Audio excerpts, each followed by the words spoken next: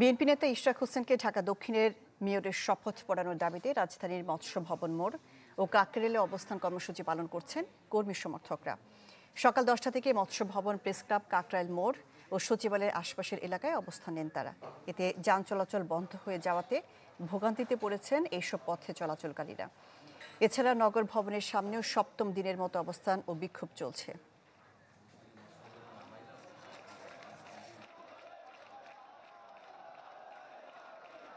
এই শপথ নিতে যে প্রতিবন্ধকতা তৈরি করেছে, এটা সম্পূর্ণভাবে তৈরি করেছে আসিফ মাহমুদ সজীব ভুইয়া।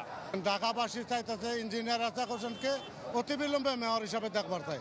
আজকে আমরা এসেছি, আজকে আমরা এই রায় বাস্তবায়ন চাই, ইশরাক আহমেদের শপথ চাই। এই জন্যই কিন্তু আমরা আজকে এই রাজপথে আছি। আমরা রাজপথে থাক। QCY Melomax Pro ANC on সব নয়েজ গন। ইশরাক হোসেনকে মেয়র হিসেবে শপথ পড়ানোর দাবিতে রাজধানীর মৎস্য ভবনের সামনে বিক্ষোভ চলছে। সরাসরি সেখান থেকে যুক্ত হচ্ছে শফিকুল ইসলাম সবুজ। ইশরাক হোসেনের কর্মী সমর্থকদের বিক্ষোভ আজকে কয়টা পর্যন্ত চলবে? এই যে যান চলাচলে মানুষের ভোগান্তি বেড়েছে, এ নিয়ে বিএনপির পক্ষ থেকে অথবা ইশরাক হোসেনের কর্মী সমর্থকদের পক্ষ থেকে কি কেউ কিছু বলেছে? আজকে আসলে তারা অপেক্ষা করছিলেন যে উচ্চ আদালতের রায় কি আসে। যেহেতু উচ্চ আদালতের পক্ষ থেকে বলা হচ্ছে যে আগামীকাল এই বিষয়ে আদালতের আদেশ দেওয়া হবে, তো সে কারণে এখন পর্যন্ত কিন্তু আনুষ্ঠানিক কোনো বক্তব্য বিএনপির নেতাকর্মীদের কাছ থেকে পাওয়া যায়নি। তবে বিক্ষিপ্তভাবে তারা যে বক্তব্য দিচ্ছেন, কিংবা হয়তো একদম নীতি নির্ধারণী না, কিন্তু মোটামুটি বড় লিডার তারা যে তথ্য দিচ্ছেন যে তাদের কাছে দলের পক্ষ থেকে এমন মেসেজ রয়েছে যে আগামীকালের যে আদেশ, আদালতের আদেশ না আসা পর্যন্ত তারা রাজপথে তাদের এই কর্মসূচি চালিয়ে যাবেন। হয়তো কিছুক্ষণের মধ্যেই আনুষ্ঠানিক বিবৃতি বিএনপির পক্ষ থেকে এ বিষয়ে দেওয়া হবে। আর আজকে যে কর্মসূচি, সেই কর্মসূচি কিন্তু একদম বলা কওয়া ছাড়াই হয়েছে। সকালবেলা কিন্তু ছিল পূর্ব ঘোষিত কর্মসূচি নগর ভবনের সামনে সকাল 10টায়।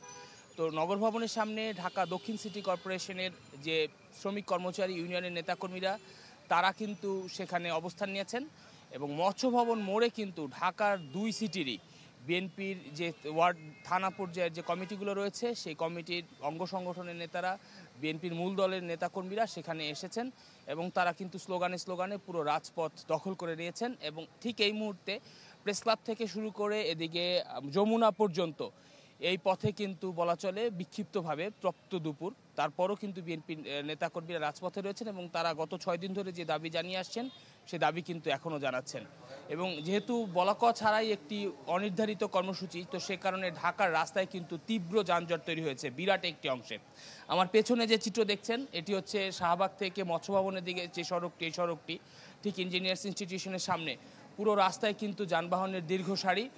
তো ফলে বেলা যত গড়াচ্ছে মানুষও অনেক অভ্যস্ত হয়ে যাচ্ছে, যে মানুষের কাছে তথ্য যাচ্ছে যে এই অঞ্চলের যান চলাচল বন্ধ হয়ে গেছে।